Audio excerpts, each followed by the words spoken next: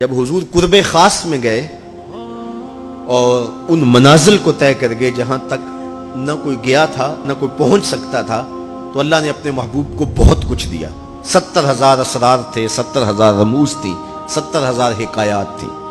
محبوب کی جھولی میں بہت کچھ ڈالا اور ڈال کر کے کہا بما اشرفک یا احمد، اے محبوب یہ تو میں نے خود دیا ہے، اب تو اپنی چاہت بھی بتا، تیری چاہت کیا ہے۔ یہ مہمان نوازی کے تقاضے ہوتے ہیں نا، کہ سب کچھ پیش کرنے کے بعد بھی میزبان کہتا ہے کوئی اور، آپ کی کوئی پسند، تو یہ میزبانی کے تقاضے ہوتے ہیں۔ تو سب کچھ دینے کے باوجود جھولی میں ہر چیز ڈال دینے کے بعد کہا بما اشرفک یا احمد، پیارے بتائیے آپ کو کیا دیا جائے۔ اب پھر حضور کی ڈیمانڈ دیکھیے، حضور نے مانگا کیا۔ کسی شخص کو دیکھنا ہو کہ وہ کہاں کھڑا ہے، اس کو آپ اختیار دے دیجئے گا، پھر پتہ چل جائے گا وہ کتنے پانی میں۔ آپ مجھ سے پوچھتے ہیں کہ مانگیے، کیا مانگتے ہو؟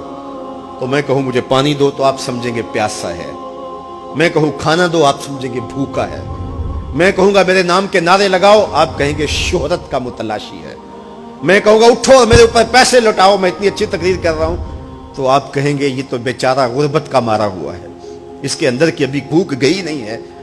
تو کسی شخص کے ظرف کا پتہ لگانا ہو تو اس کو اختیار دے دیجئے مانگ کیا مانگتا ہے۔ اور مانگنے والے جب کوئی کمال چیز مانگ لیں تو کسی کے سوال سے اس کا ظرف کھلتا ہے کہ وہ کہاں کھڑا ہے۔ اب حضور کو اختیار دیا جاتا ہے، محبوب مانگیے کیا مانگتا۔ مال و زر مانگا، دولت مانگی، یہ تو قدموں میں رلتے تھے، حضور آنکھ اٹھا کے نہیں دیکھتے تھے۔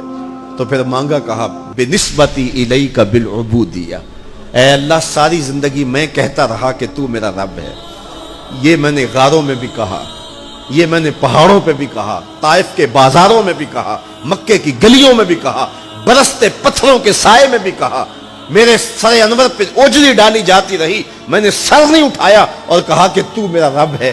ساری زندگی میں نے کہا کہ تو میرا رب ہے، آج تو بھی تو کہہ دے کہ تو میرا بندہ ہے، مجھے عبد کہہ کے پکار دے۔ ملا جیون علیہ رحمہ فرماتے، امام راضی بھی لکھتے ہیں کہ یہ حضور کا پسند فرمودہ ہے۔ تو پھر اللہ نے جب بھی واقعہ معراج کی حکایت کی تو لفظ عبد سے جو ہے وہ بات کی، سبحان الذی اسریٰ بعبدہ، اور وہاں بھی سورہ نجم کے اندر بھی فرمایا فاوحیٰ الی عبدہ ما اوحیٰ، تو یہ محبوب کی چاہت پر ہے۔ اور پھر عبدیت کا بندے کی طرف سے جو اظہار ہوگا اس کے لیے پھر 50 نمازوں کا تحفہ دے دیا کہ میرے بندے تو پکارتا رہے اور مجھے رب کہہ کے پکارتا رہا، میں تجھے لبیک یا عبدی کہہ کے پکارتا رہا۔ اور وہ 50 نمازیں پھر 5 نمازوں کی صورت کے اندر باقی رہی۔ اللہ کی باتیں بدلتی نہیں ہیں، جو ایک نیکی کرے 10 کا ثواب ملتا ہے، پڑھو گے 5 ثواب 50 کا ہی ملے گا، اس لیے کہ اس کی باتیں تبدیل نہیں ہوتی۔ اور یہ تحفہ ہے۔ حضرت موسیٰ نے تو عرض کیا تھا کہ ایک بار اور جائیے، لیکن میرے حضور نے کہا تھا مجھے اپنے رب سے حیا آتی ہے۔ عادت باری یہ تھی نا، ہر بار 5 نمازیں معاف ہوتی تھی، اب بھی جاتے تو 5 نمازیں معاف ہو جاتی، لیکن کہا کہ مجھے اپنے رب سے حیا آتی ہے۔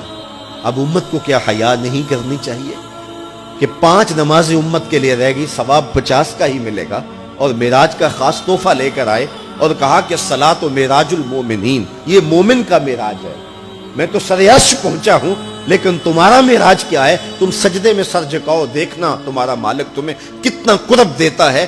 جب کوئی شخص سجدہ ریز ہوتا ہے اس پہ اتنی رحمتیں اترتی ہیں، اگر اسے پتہ چل جائے کہ یہ رحمتیں نازل ہو رہی ہیں وہ سجدے سے ساری نہ اٹھائے۔